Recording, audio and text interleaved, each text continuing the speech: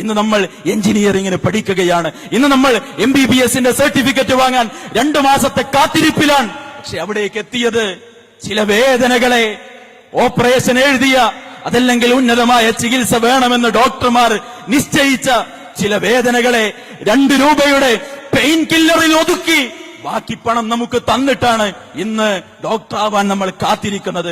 അത് നമുക്കറിയില്ല, അത് ഉമ്മാക്കേ അറിയൂ. അത് നമുക്കറിയില്ല, അത് ബാപ്പാക്കേ അറിയൂ. വീട്ടിൽ നടന്ന ചില ചർച്ചകളുണ്ട്. വീട്ടിൽ നടന്ന ചില ചർച്ചകൾ നമ്മൾ കേൾക്കരുതെന്ന് ഉമ്മ ആഗ്രഹിച്ച, നമ്മൾ അറിയരുതെന്ന് ബാപ്പ ആഗ്രഹിച്ച. ബാപ്പാന്റെ സംസാരത്തിൽ ശബ്ദം കുറച്ചുയർന്നപ്പോ മകൻ കേൾക്കണ്ട, അവൻ ഇന്നലെ വന്നതല്ലേ എന്ന് പറഞ്ഞ് ഉമ്മയും ബാപ്പയും നടത്തിയ ചില അഡ്ജസ്റ്റ്മെന്റ് ഉണ്ട്. നാളെ ഉമ്മാക്ക് ആശുപത്രിയിൽ കാണിക്കേണ്ട ദിവസമാണ്.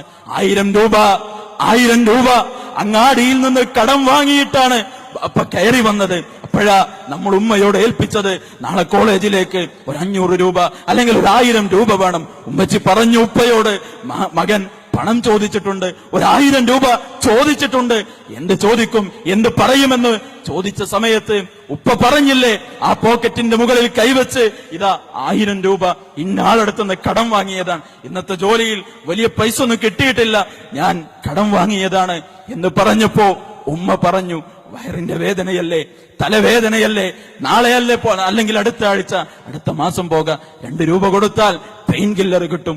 ഉമ്മ ഒരുപാട് പെയിൻ കില്ലറുകൾ കൊണ്ട് വേദന പിടിച്ചു നിർത്തിയിട്ട് അയച്ചു തന്ന പണത്തിൽ നിന്ന് 50 പൈസ ചെലവഴിച്ച്, ഉമ്മച്ചി രോഗത്തിന് കുറവുണ്ടോ, ഞാൻ പണം ചോദിച്ചത് പ്രയാസമായോ പൊന്നുമ്മ എന്ന് ചോദിക്കാനുള്ള മനസ്സില്ല എങ്കിൽ നമ്മൾ ഡോക്ടർ ആവാൻ പഠിക്കുന്നതിന് അർത്ഥമില്ല പ്രിയപ്പെട്ടവരെ.